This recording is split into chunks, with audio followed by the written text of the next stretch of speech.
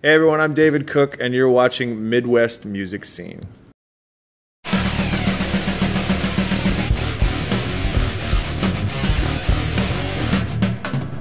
Hey guys, this is David with Midwest Music Scene. We're here with the David Cook. What's going on, man? What's going on, man? How are you? Pretty good. How are you doing? The David Cook. The David Cook. It's good. So, how's the tour going so far? I mean, you guys are only a few shows deep right now. So. Yeah, so we're still, I think as a band on stage, it's still pretty fresh for us, and we're still getting through those kind of the ghosts in the machine that come along with the beginning of a tour. But man, it's been good. Crowds have been fun.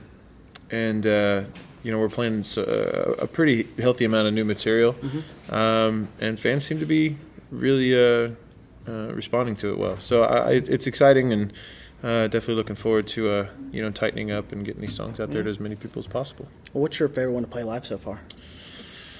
Well, man, we're doing an hour-and-a-half set.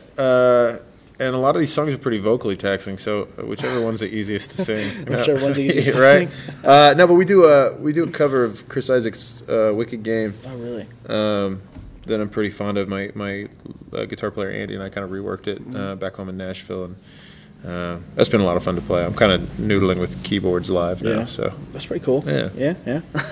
So, what are some things that you have to have with you while you're out on the road? Cinnamon gum's usually a must. My tour manager's dropping off Quik Trip for lunch. I love being in Tulsa.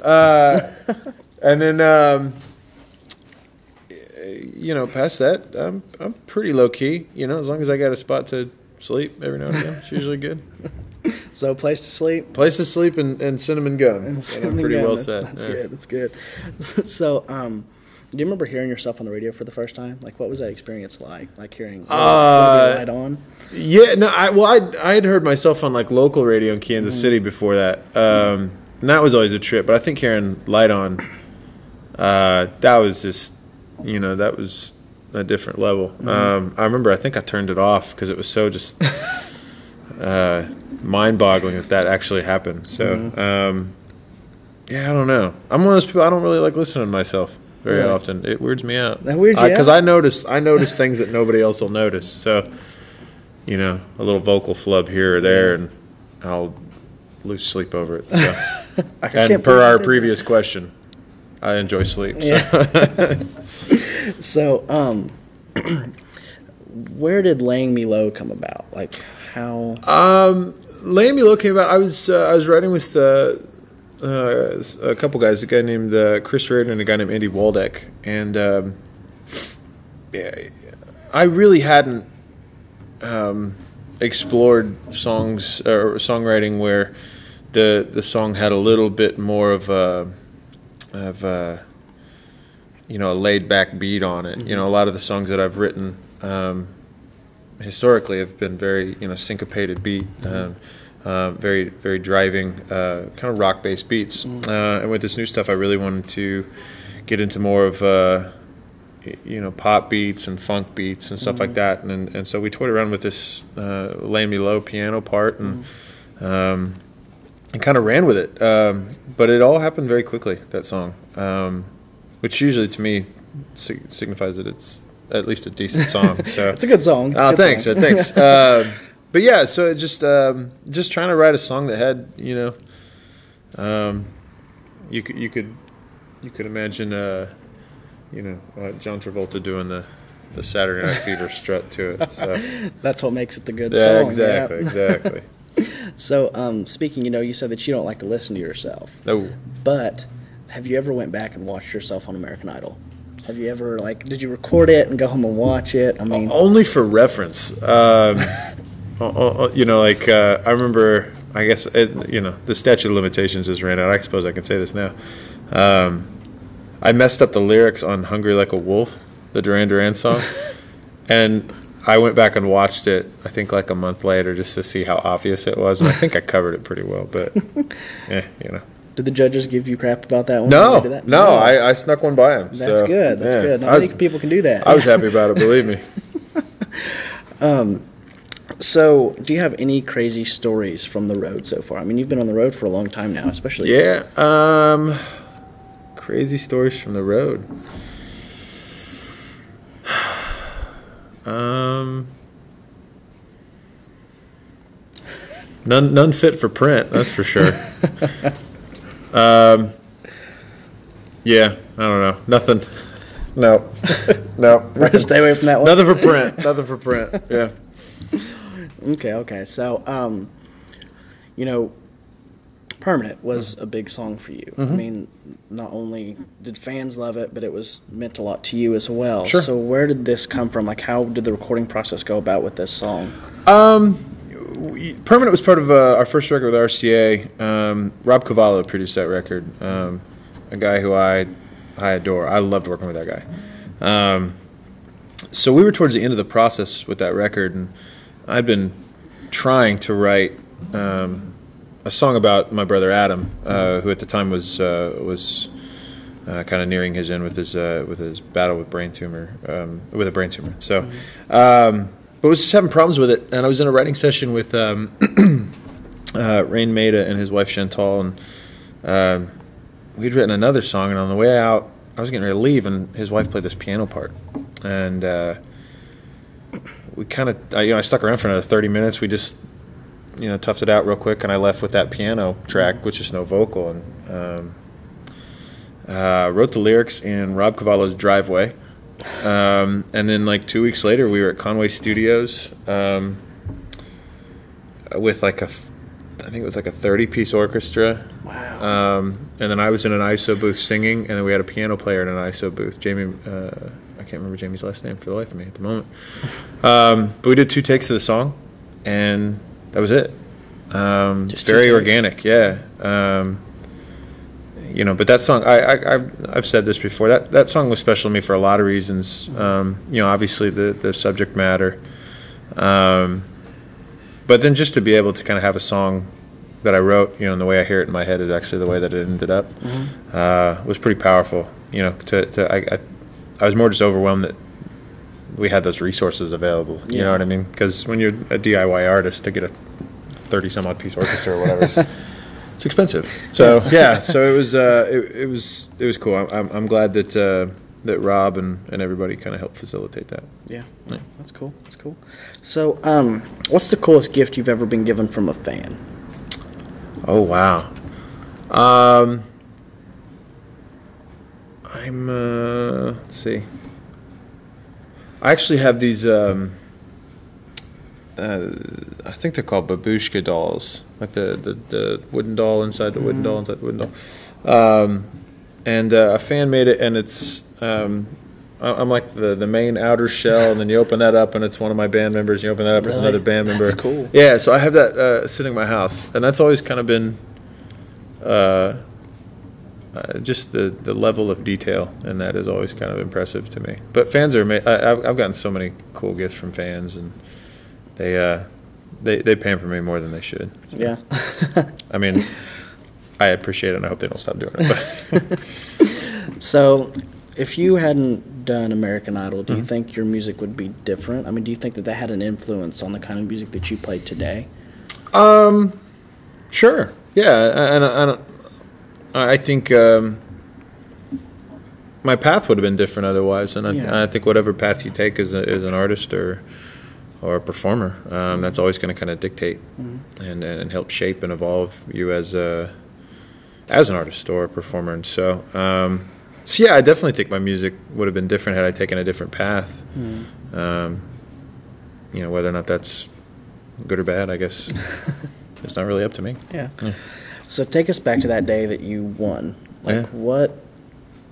How did that feel? Like being up on that stage, millions of people watching on TV, and you're just like this one guy that just won this huge thing. I honestly, it's been 5 years now, and I still don't know. It was just like a numbing feeling. Yeah, it was numb. I think my recollection of that moment is, I get from watching the YouTube video, because I don't remember it in the pocket. Yeah, I really don't. I know that my mom and my little brother came up on stage. I know that I cried, but those are all things that I know from watching the video. Yeah. So as far as me internalizing it, I still haven't. So it's yeah. Well, I can tell you that my whole family was sitting on our couches blowing up that's cool. the voting lines. Thank you. We're doing that. You can ask my mom. I needed a gig, so I appreciate it. This job pays considerably better. So, yeah. Well, my mom was all over us about voting for David Cook. We all like David Cook. That's cool. Hi, Mom. Hey, Thank Linda. you. Yeah. But yeah, I mean, we really liked everything that we heard. It was just awesome. I think the only time that she actually voted for Archuleta was whenever he did Imagine. I know. Mom. Interview's over.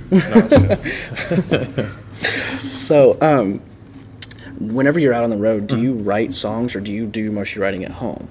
I tend to do writing in pockets, which is,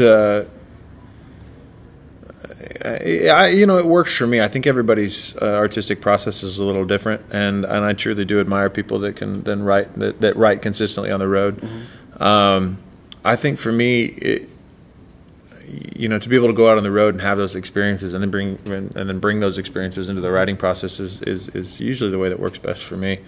So we're doing like a little 2-week run here, and then we have a couple weeks off before we do our big run into towards the end of November.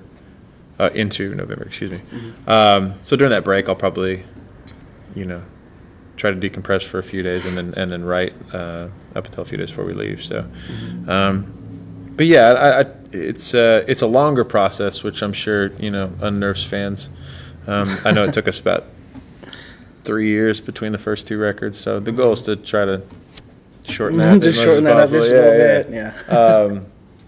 But yeah, I don't know. This is kind of how my process has always worked. Mm-hmm. So what's right now on the new set of songs? What's the most personal to you? Oh wow. I think they all kind of fall into this category right now. Just I really after the last record, I really wanted to double down on the creative process, because there were a lot of balls up in the air, I think, on the last record. So with this one, it was just really about, as a buddy of mine said, man, you just need to go away and write songs and get weird, and so that's really kind of how we've attacked it. Is just everything's on the table. So we have a song called "Where Do We Go," where we toyed around with like dubstep side chaining and kind of ethereal loop stuff underneath the song, and we have a song called "Kiss and Tell" that's definitely very riffy, instead of just kind of the plodding, chords that go through a chorus. So really just expanding on what we do and trying to get outside of our comfort zones as a band, and for myself as an artist. And yeah, I think you have to do that not only for yourself but for the fans as well. Yeah, you don't absolutely. want to hear the same song over and over and over and over again. Absolutely, and I think for me it's just I love the concept of evolving, and I hope that our fan base takes that journey with us. Mm-hmm. Yeah. Well, I'm sure they will. I hope so. Yeah. So, what's the most memorable show you've ever played? Like, there's got to be one that you were just like, wow. Actually, my favorite story has to do with one of my favorite shows. We did a gig in the Philippines back in 2009, I think, and walk out on stage to 115,000 people at this outdoor venue. That's crazy. Oh, it was incredible. And we were in the middle of a U.S. run. This was kind of like a little break in the action. We flew out there and did all this stuff and came back, and I think our next show out was, I want to say, Ohio. And we played to a sold-out room of 800 people. And I'm like, okay, and it was an amazing crowd in Ohio, but I mean, just the visual chasm between 115,000 and 800 was funny, because it was this really empowering moment, having a sold out crowd, and at the same time a very humbling moment to go from 6 figures to 3. Right. Yeah. So, who is someone that you would like to collaborate with? Someone that you haven't? Oh wow. I mean, anybody. The creative process, if you can tune into it, is amazing. I think I don't know that there's a songwriter who's ever been that knows it all. And so to be able to bounce ideas and all that just makes for a stronger end result, and I've been fortunate to work with some amazing people. We actually got to play a show last night in Dallas, and Johnny Resnick from the Goo Goo Dolls was on the bill, and I had a chance to write with Johnny a couple times in the last few years. And we saw each other after the sets. He came up and hugged me. We talked for a while. And it's just those relationships that you kind of build that come from walking into a room as strangers and being like, okay, here's all the weird stuff going on in my head. What about you? Let's write a song. And but I love that. It's nice to have the checks and balances system when you're trying to hash out what's cool and what's not cool. So, out of the top 40 today, what is one song that you would pick to cover if you could? We actually talked about on this run doing that Lorde single, Royals. We also talked about we kind of dinked around the idea of doing Katy Perry's Roar, but we tried it and it sounded a little too derivative. But I think that Lorde single is probably pretty solid. Yeah, I'd say that one. So, you're talking about, you're writing music right now. What do you have plans for 2014 yet? Playing shows and hopefully getting a record finished up. 2014, I'll be busy doing something. I don't know. I got a yard. I got to mow that eventually. So doing something with music and mowing. Yeah, absolutely. Doing something with music and mowing the yard. Yeah. No dishes or laundry. One thing at a time. One thing at a time. Yeah. We'll see how the lawn goes first. So I think that's really all I have for you. Is there anything you want to add that you want to say to your fans? Yeah, of course, I'm honored that you guys continue to support, and I love you guys, and thank you very, very much. And we got a show in a few hours. I'll see you on stage there, and then hopefully for many shows after that. Awesome. Well, thank you so much again. Thank you, man.